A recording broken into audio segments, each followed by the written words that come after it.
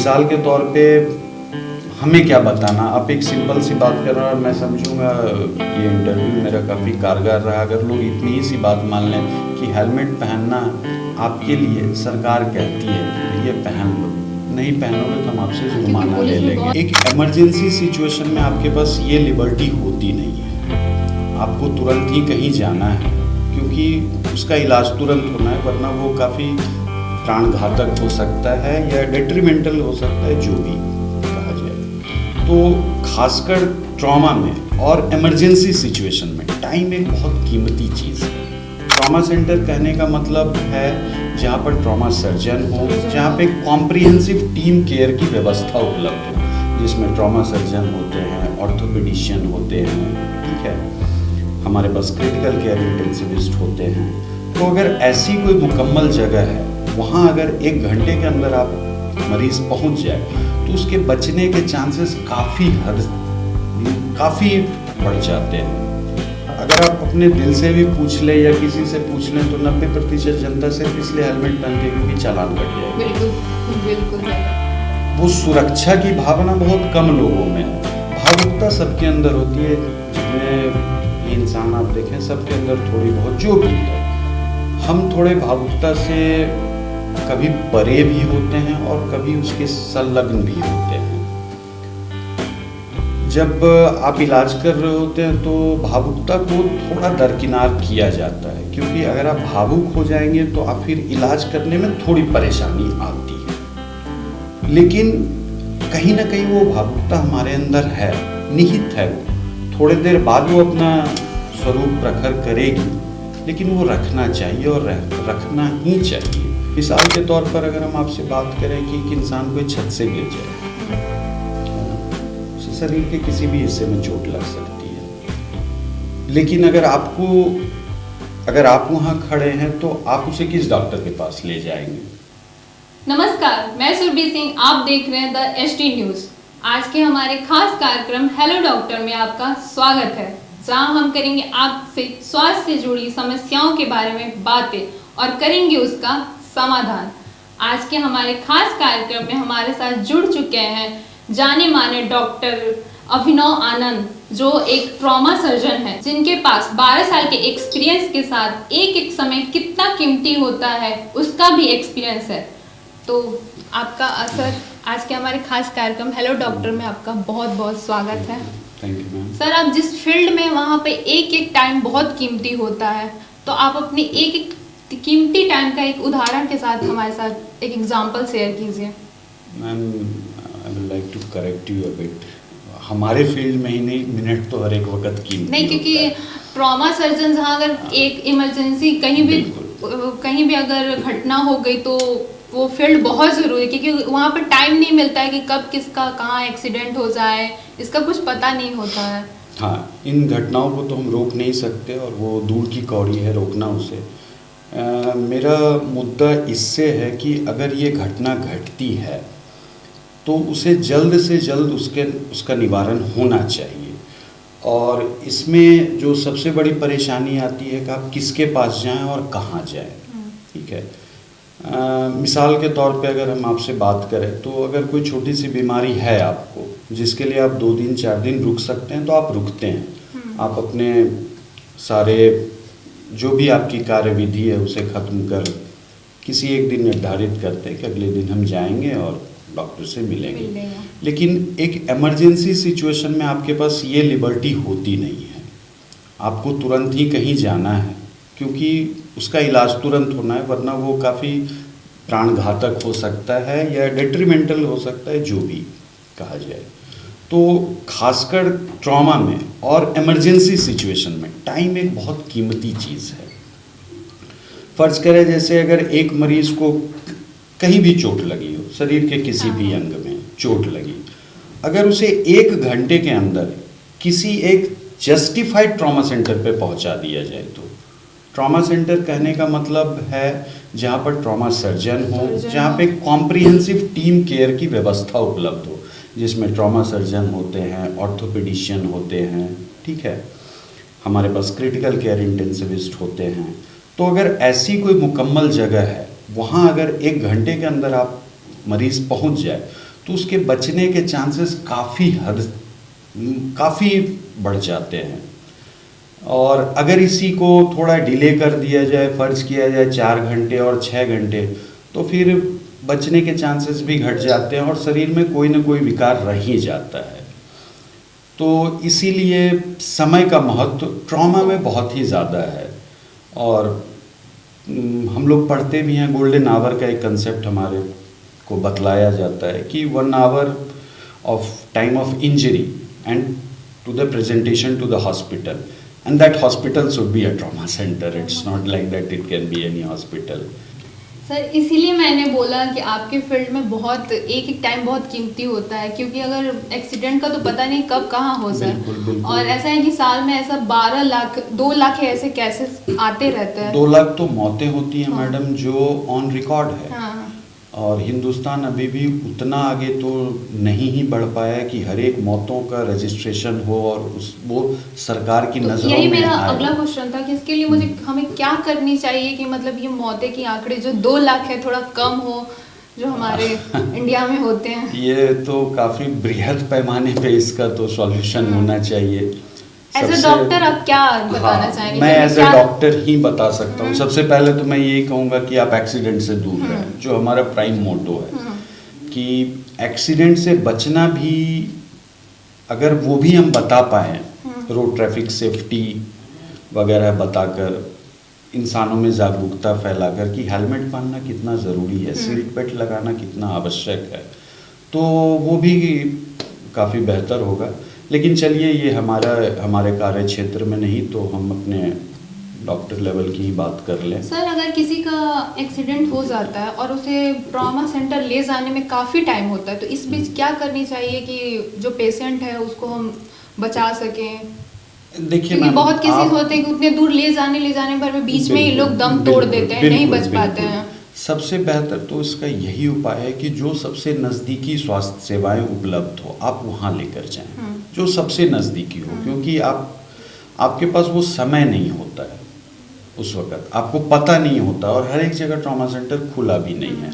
अगर आप बिहार की बात करें तो जो डेजिग्नेटेड ट्रॉमा सेंटर होना चाहिए वो सिर्फ एक सरकारी व्यवस्था में अगर बात की जाए तो एम्स पटना में है वो, ठीक है, और सारे सरकारी अस्पतालों में अभी निर्माणाधीन है या उसका स्ट्रक्चर बन रहा है, बहुत डेजिग्नेटेड वे में नहीं है।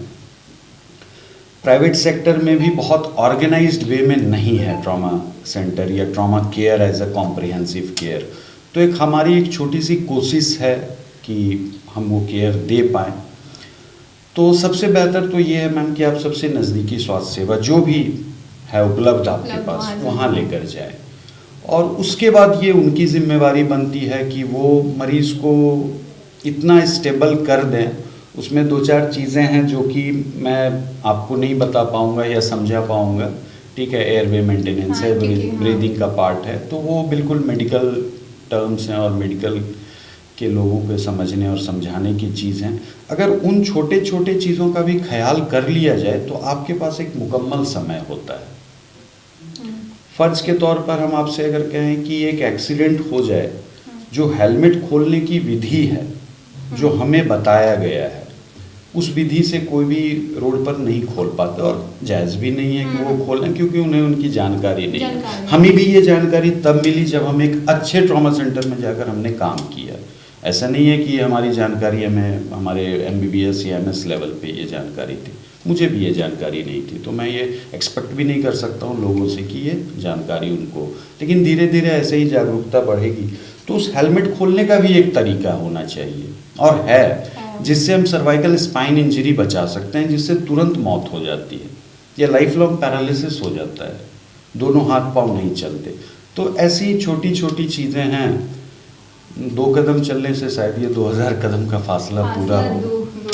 तो मेरा 2 कदम बढ़ाने का एक प्रयास है कि हाँ लोगों की थोड़ी कम, जो 2 लाख है साल में वो थोड़ी बिल्कुल 2 लाख तो नोटेड है मैम, इससे ज़्यादा है संख्या, इससे ज़्यादा, और ये तो मौत की संख्या आपने बताई। एक्सीडेंट कितने डिसेबिलिटी जो होते हैं, जैसे किसी का हाथ नहीं काम कर रहा, किसी के पाँव कट गया, किसी के शरीर में जान है लेकिन वो काम का नहीं है, तो वो संख्या तो अनगिनत है।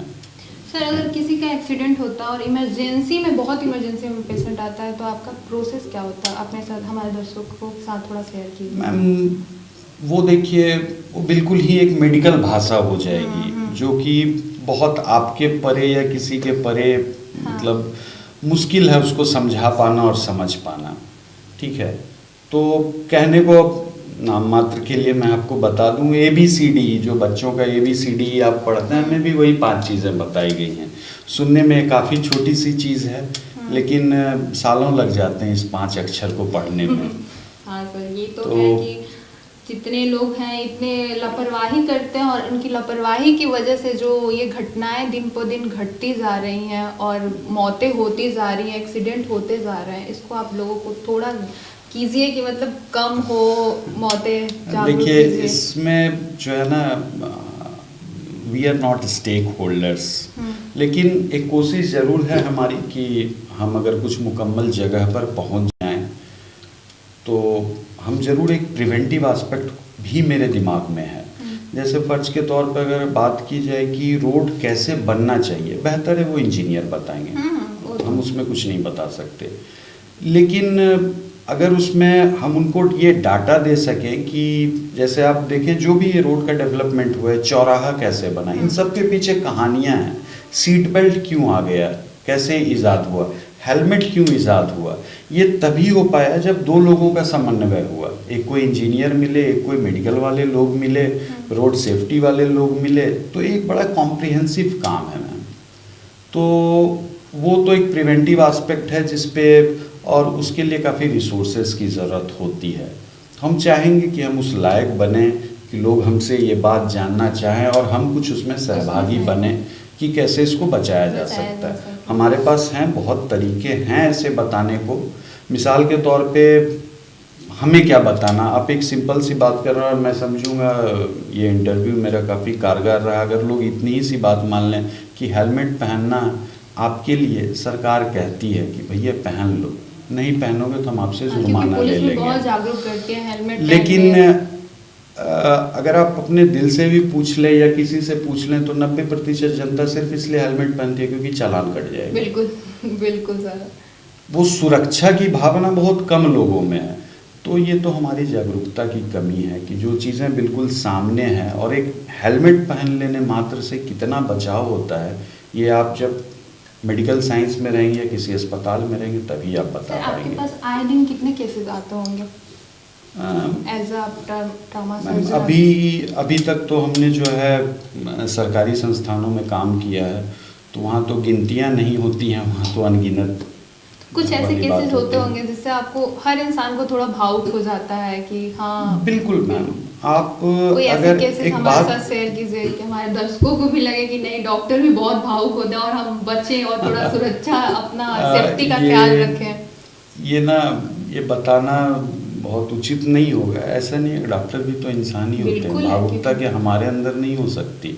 हमसे ज़्यादा परेशानी किसने झेला होगा? लोग तो उनको भगवान मानते हैं, दूसरे भगवान ही मानते हैं सर, क्योंकि ये गलत है मानना। भगवान सिर्फ एक ही हैं और ऊपर वाले के तुलना में किसी को खड़ा नहीं किया जा सकता। सभी, आप भी भगवान का ही रूप हैं, हम भी हैं, सामने बैठे वाले कैमरामैन भी भगवान का ही रूप हैं। भावुकता सबके अंदर होती है, जितने भी इंसान आप देखें सबके अंदर थोड़ी बहुत जो भी है। हम थोड़े भावुकता से कभी परे भी होते हैं और कभी उसके संलग्न भी होते हैं। जब आप इलाज कर रहे होते हैं तो भावुकता को थोड़ा दरकिनार किया जाता है, क्योंकि अगर आप भावुक हो जाएंगे तो आप फिर इलाज करने में थोड़ी परेशानी आती है। लेकिन कहीं ना कहीं वो भावुकता हमारे अंदर है, निहित है। वो थोड़ी देर बाद वो अपना स्वरूप प्रखर करेगी, लेकिन वो रखना चाहिए और रखना ही चाहिए। बहुत फ़ायदा होता है मरीज़ों को उससे। एक बार आपने जब अपना काम कर लिया, फिर आप मरीज़ के साथ थोड़े सिंपैथेटिक हों, उनके घर वालों के बारे में पूछें, उनसे उनकी आय के बारे में पूछें कि वो क्या कर पाएंगे, कैसे घर चल रहा है उनका, तो काफ़ी हिम्मत मिलता है मरीज़ों को इससे। तो ऐसा नहीं है कि भावुक नहीं होते लोग, लेकिन अब मजबूरी ये हो जाती है कि सभी के साथ तो भावुकता नहीं दिखा सकते, और कुछ समय की सीमाएं हैं, कुछ आपसी रिश्तों की सीमाएं हैं। तो इसके कारण वरना डॉक्टर भी भावुक होते हैं, बिल्कुल। ऐसा नहीं है कि नहीं होते। सर अगर कहीं अचानक इमरजेंसी में कहीं दुर्घटना होती है, कोई अपना हाथ खो देता है, पैर, बहुत इमरजेंसी हो जाती है कि मतलब लगता है अब नहीं बचेगा, तो क्या इसका ट्रॉमा सर्जरी में इसका है कि इलाज? बिल्कुल मैम, इसी का तो इलाज है, इसीलिए ट्रॉमा सर्जरी डिपार्टमेंट ही अलग बनाया गया। ठीक है, आप देखें तो आपने, जैसे मैं मसलन आपसे अगर पूछूं कि आप किन डॉक्टरों को जानते हैं, नाम से नहीं मैं पूछ रहा, मतलब दांत के डॉक्टर, आँख के डॉक्टर, दिमाग के डॉक्टर, दिल वाले डॉक्टर, हड्डी वाले डॉक्टर, नस वाले डॉक्टर, तो ये सब अपने अपने अंग के लिए हैं। तो जब ट्रॉमा, चोट के लिए कोई स्पेसिफिक डॉक्टर नहीं हुआ करते थे। सर में चोट लगी तो दिमाग वाले डॉक्टर देख लें, छाती में चोट लगी तो CTBS वाले देख रहे हैं, पेट में चोट लगी तो गैस्ट्रो वाले देख रहे हैं या जनरल सर्जन देख रहे हैं, हड्डी में चोट लगी तो ऑर्थोपेडिक्स वाले देख रहे हैं। तो चोट को जब संग्रह करके एक चीज़ सोचा और समझा गया, और इसमें मैं नाम लेना चाहूँगा डॉक्टर MC मिश्रा सर का, जो पायनियर थे ट्रॉमा सर्जरी के। उन्होंने न्यू दिल्ली एम्स में जो वो JPNETC है, Jayaprakash Narayan apex trauma centre, तो उसके कर्ता धर्ता वही रहे हैं, उन्होंने ही ये शुरुआत की और आज उन्हीं के वजह से हम लोग हैं। तो एक ये समस्या आन पड़ी कि सर के चोट को देखने के लिए कौन आए, छाती के चोट को देखने के लिए कौन आए, तो पेट के चोट को देखने के लिए कौन आए, क्योंकि चोटें कुछ तो आपको सामने दिख रही होती हैं और कुछ चोटें निहित होती हैं जो आप सामने देख नहीं पाते। तो आप उस वक्त ये डिसीजन नहीं ले पाते कि हम जाएं तो किसके पास जाएं। आप उन्हीं के पास जाएंगे जो चोटें आपको सामने दिख रही होती हैं, और इसमें जो अंदरूनी चोटें उनका ख्याल आप नहीं रख पाते और आपसे एक्सपेक्टेड भी नहीं है एक नॉर्मल आम जनता से। तो इसके लिए ट्रॉमा सर्जरी एक डिपार्टमेंट बनाया गया कि हम चोट से उत्पन्न होने वाली जो भी परेशानियां उसको देख लें। मिसाल के तौर पर अगर हम आपसे बात करें कि एक इंसान कोई छत से गिर जाए, है ना, उसे शरीर के किसी भी हिस्से में चोट लग सकती है, लेकिन अगर आप वहाँ खड़े हैं तो आप उसे किस डॉक्टर के पास ले जाएंगे? आप बिल्कुल वेग हो जाएंगे। सबसे पहला तो बेहतर आंसर होगा कि जो सबसे नज़दीकी डॉक्टर है उनके पास ले जाएं। अब मान लिया जाए उनकी हड्डी टूटी है और टूटी हुई हड्डी बहुत ही स्पष्ट रूप से थोड़ा क्लैरिटी होता है, दिख जाती है वो, तो आप एक ऑर्थोपेडिशियन के पास ले जाते हैं, जाना भी चाहिए, ऐसा कुछ गलत नहीं है। लेकिन अगर आपको ट्रॉमा सर्जन पता है और अगर आपके पास ट्रॉमा सेंटर है तो आप समझ लेंगे कि नहीं, बेहतर है, ये हड्डी तो टूटी है, ये हमें दिख रही है, लेकिन हो सकता है इसके नस में भी चोट हो सकता है इसके पेट में अंदरूनी कोई चोट हो, तो वो चीज़ें एक ट्रॉमा सर्जन ही असेस कर पाएगा। हमें जैसे थोड़ी सी ट्रेनिंग दी जाती है, थोड़ी नहीं, ठीक ठाक ट्रेनिंग अल्ट्रासाउंड की, कि हम स्कैन करके देख पाते हैं जो तुरंत प्राणघातक चोटें जो उनको स्क्रीन कर ले पाते हैं हम। तो सारे कुछ का एक कॉम्प्रिहेंसिव केयर के लिए ये बनाया गया है। तो आइडियली तो हर एक चोट से लगे हुए हर एक चीज़ के लिए ट्रॉमा सर्जन के पास ही जाना चाहिए। तो ये थे हमारे साथ डॉक्टर अभिनव आनंद, जिन्होंने हमें बताया कि सीट बेल्ट के साथ साथ हेलमेट भी लगाना बहुत ज़रूरी है, और ये वीडियो काफ़ी आपके लिए हेल्पफुल रहे, इसकी हम काफ़ी उम्मीद करते हैं। तो हमारे खास कार्यक्रम में जुड़े रहने के लिए thank you so much doctor. आपने हमारे दर्शकों को बहुत कुछ बताया कि उन्हें सेफ्टी कैसे रखनी चाहिए। ट्रॉमा सर्जन बाहरी ही नहीं बल्कि अंदरूनी के लिए भी बनाया गया है। तो आप अपने स्वास्थ्य का काफ़ी ख्याल रखें और ऐसे ही तमाम खबरों के लिए बने रहें द HT न्यूज़ के साथ। हेलो हेलो हेलो, जी हाँ, हेलो के साथ ही दिन की हो जाती है शुरुआत। हेलो, दिन की शुरुआत के साथ ही मोबाइल फोन की घंटी बजनी शुरू हो जाती है और शुरू हो जाता है हेलो का सिलसिला। इसी कड़ी में हम आपके लिए लेकर आ रहे हैं हेलो डॉक्टर, एक ऐसा प्रोग्राम जिसमें आपकी समस्या का हम करेंगे समाधान। बात चाहे एलोपैथिक की हो या होम्योपैथिक की, बात चाहे आयुर्वेदिक की हो या फिर यूनानी पद्धति की, हेलो डॉक्टर से हम करेंगे आपके स्वास्थ्य की समस्या का समाधान, जिसमें शामिल होंगे बिहार झारखंड के प्रसिद्ध डॉक्टर जो देंगे स्पेशल टिप्स। तो हो जाइए तैयार। सोमवार से शुक्रवार देखिए शाम 5 बजे द HD न्यूज पर। तो देखिए हमारा खास कार्यक्रम हेलो डॉक्टर।